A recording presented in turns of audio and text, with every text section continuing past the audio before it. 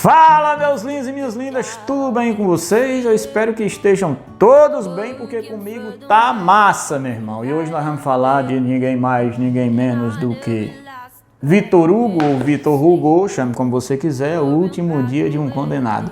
E aí, tá preparado para sentir na pele o que sente um homem ali no corredor da morte? Se tiver, vem comigo. Eu me chamo Cleilton Bandeira e nós estamos no Café, Prosa e Canção. É isso aí. Meu irmão, eu não vou falar do autor, né? Porque dispensa comentários. Victor Hugo é Victor Hugo e nesse livro aqui é que ele é mesmo. Esse livro foi escrito em 1829, tá? Saindo ali da Revolução Francesa, pensamento iluminista, né? Então eu acredito que tem muito do Cesare Beccaria nesse livro. O autor traz a ideia ali da humanização das penas, que foi uma bandeira que o Cesare, pensador italiano, levantou à época iluminista, e eu acho que o Victor Hugo traz essa ideia com ele na escrita desse livro, porque se trata de uma crítica violenta às desigualdades, às injustiças sociais da época exercida na França, em especial a pena de morte, não é? Aquela época a pena de morte era um grande evento, né, popular. As pessoas eram guilhotinadas em praça pública, na praça de Grève, não sei se se diz assim, não sei falar francês, Grève, não sei. E aí, a crítica do Victor Hugo também é essa, né? Uma das críticas que ele faz é esse espetáculo que se criou através do sofrimento alheio, tá? Então esse livro trata da história de um homem que é condenado à morte. Coisa interessante é que ninguém sabe quem é, de onde vem, o que ele fez, qual foi o crime que ele cometeu, o que motivou ele a cometer esse crime. Então a primeira crítica já vem aí. Não importa quem você seja, o que você seja, o crime que você cometeu. O que importa é que o Estado não tem o direito de decidir quem vive e quem morre. Né? Mesmo porque se o Estado tem esse direito, o que é que vai diferenciar o Estado do criminoso que ele está condenando à morte? Né? Então a crítica do Victor Hugo já vem daí. Tá? Esse rapaz é condenado à morte, né? No primeiro momento ele não acredita muito, tanto que o advogado diz, vamos recorrer, em vez de você morrer, né? Eu vou tentar colocar você para ser um prisioneiro nas galés, você vai cumprir uma prisão perpétua de trabalho forçado. Aí ele diz, ei, meu irmão, tu tá se passando, ele diz com o advogado, né? Peraí, deixa eu tomar um café.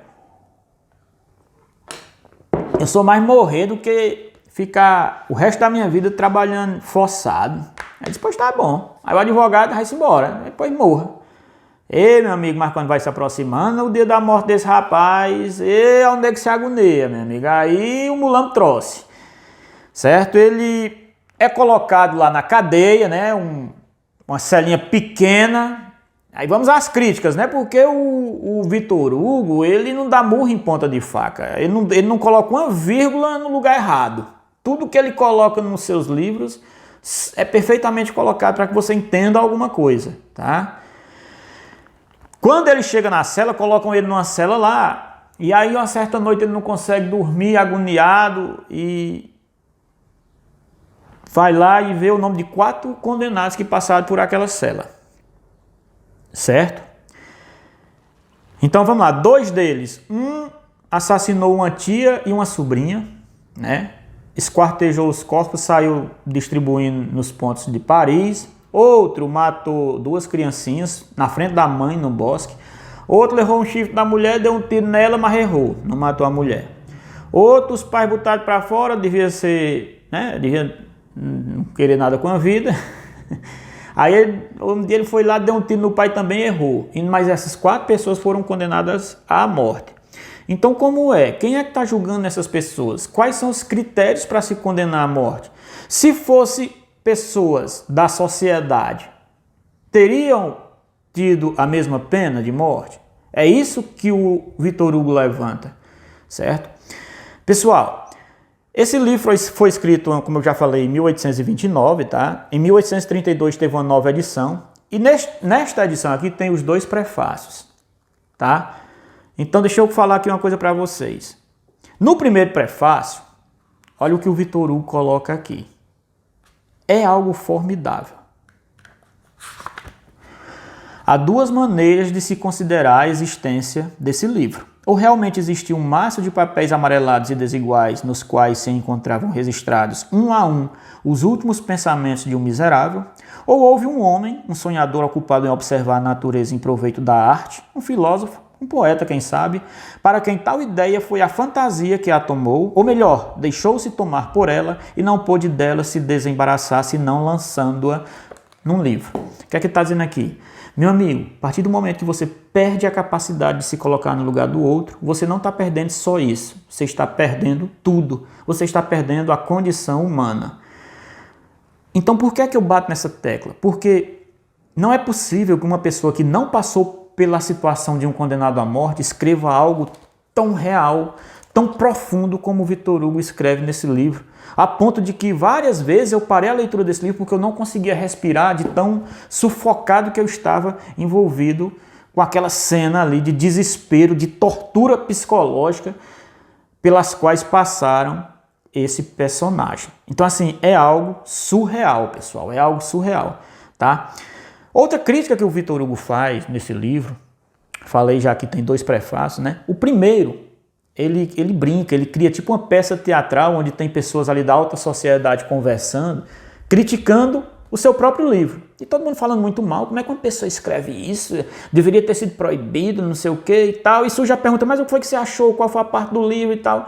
As pessoas não leram o livro.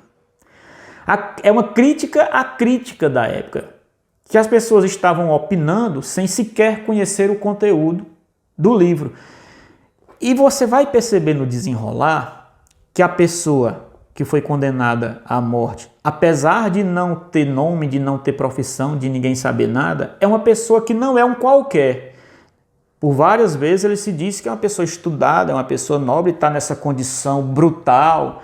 Outra vez ele diz que, poxa vida, eu perdi, eu não vou mais conseguir ver a natureza, os pássaros cantando, eu não vou conseguir mais ver o sol. Então é uma pessoa que tem um olhar da vida sensível, né?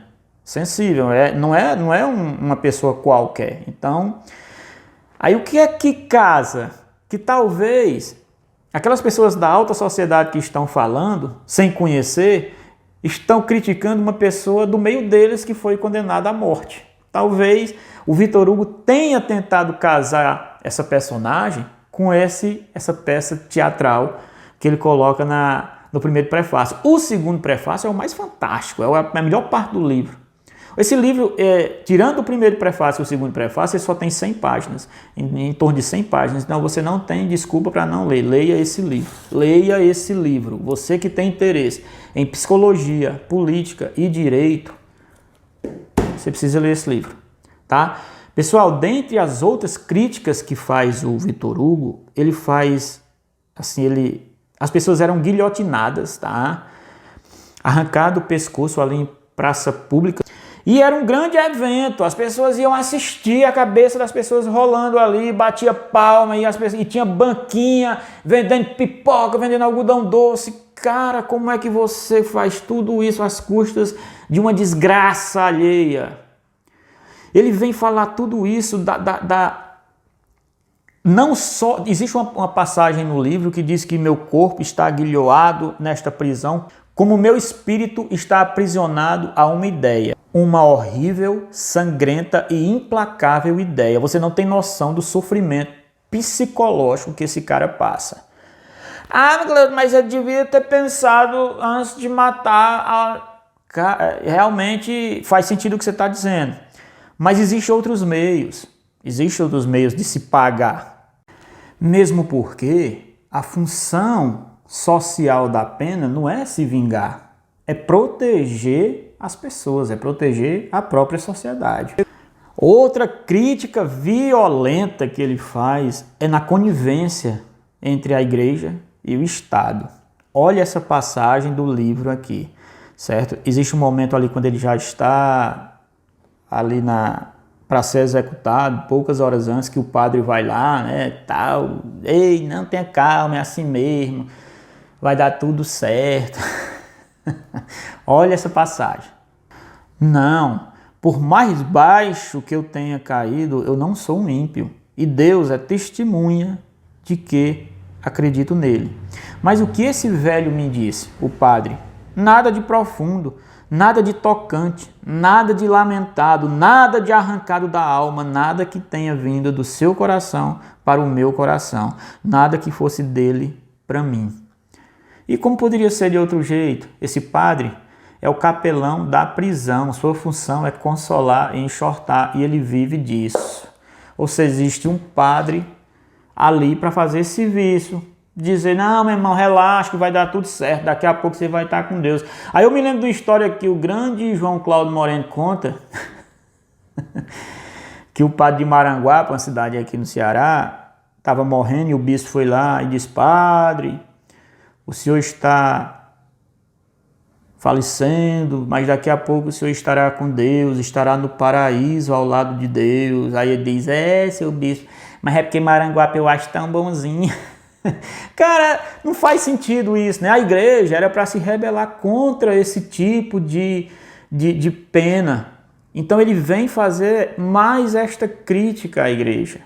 Na verdade, não só a igreja, mas a humanidade, né? Como é que as pessoas vão à praça assistir uma barbaridade dessa? Como é que a igreja não se rebela contra um Estado assassino tão quanto quem ele está condenando, né? Olha essa passagem aqui, cara, como é que ele trata a maldade humana. Veja bem. O que a morte faz com a nossa alma? Que natureza ela lhe deixa? O que ela tem a lhe retirar ou a lhe oferecer? Onde a coloca? Agora isso aqui é que é forte. Empresta-lhe, às vezes, olhos de carne para olhar a terra e chorar. Ou seja, bom se nós fôssemos, era espírito mesmo, para não ver e não passar por determinadas situações que a humanidade se propõe a fazer com a própria humanidade.